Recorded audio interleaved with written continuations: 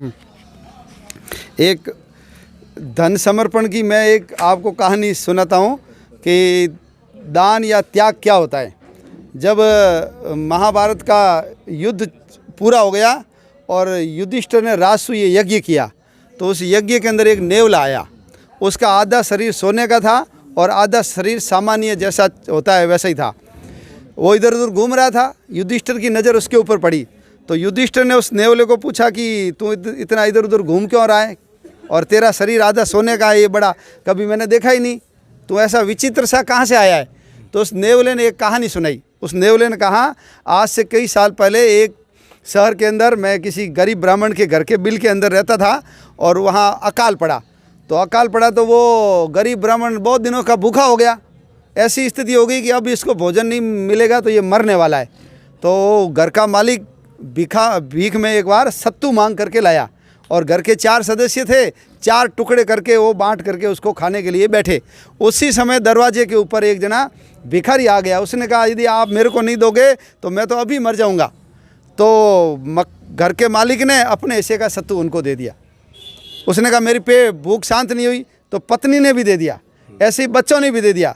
चारों ने अपने हिस्से का सत्तू उस मांगने वाले याचक को खिला दिया और वो खा करके चला गया। उस रात को इन चारों की भूख के कारण मृत्यु हो गई।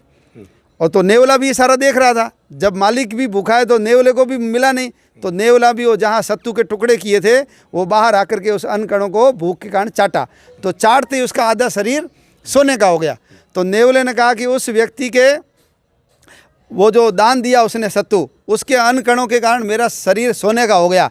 तो आज आप राजसूय यज्ञ कर रहे हो और आप इतना दान दे रहे हो, तो हो सकता है मैं उसका जूठा खाऊंगा ना तो मेरा शरीर बचा हुआ है वो भी सोने का हो जाएगा, यानी मैं पूरा सोने का बन जाऊंगा।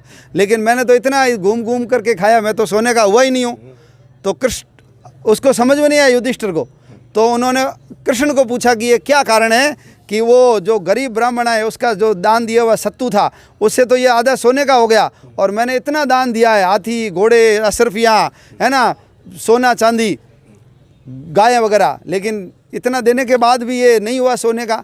तो कृष्ण ने उनको समझाया कि उस गरीब ब्राह्मण का जो कुछ था वो क्या था, वो सत्तू ही था। यदि वो खा लेता तो हो सकता है वो कुछ दिन तक जिंदा रहता। और तेरे पास तो अथाह संपत्ति है, उसमें से थोड़ा बहुत तूने हाथी घोड़े गायें वगैरह दान कर दी तो तेरे राज्य पे कोई भी फर्क नहीं पड़ा, ना तेरे जीवन पे फर्क पड़ा।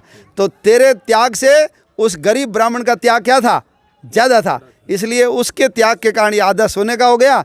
और तेरे इतना होने के बाद थोड़ा बहुत तूने कुछ दे दिया तो तेरा कुछ भी गया नहीं, इसलिए तेरा त्याग उसके त्याग से कम है, इसलिए सोने का हो गया।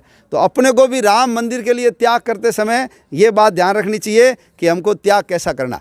इतना त्याग करना कि थोड़ा कष्ट हो, तकलीफ हो, और आने वाले काफ़ी समय तक हम उसको पूरा करने के लिए बचत करें, ज़्यादा प्रयत्न करें, तब हम मानेंगे कि भगवान राम के लिए हमने कुछ दिया है। नहीं तो जेब से हाथ डाल करके कुछ दे दिया, कोई फ़र्क ही नहीं पड़ा, तो वो त्याग, वो समर्पण, वो दान और वो जो राम जी के काम में सहयोग है वो सहयोग पूरा नहीं माना जाएगा। अपने घर में गंगा आई है, हम सब लोग डुबकी लगाएं और अधिकतम भगवान राम के काम के लिए दें, ऐसा आपसे निवेदन है।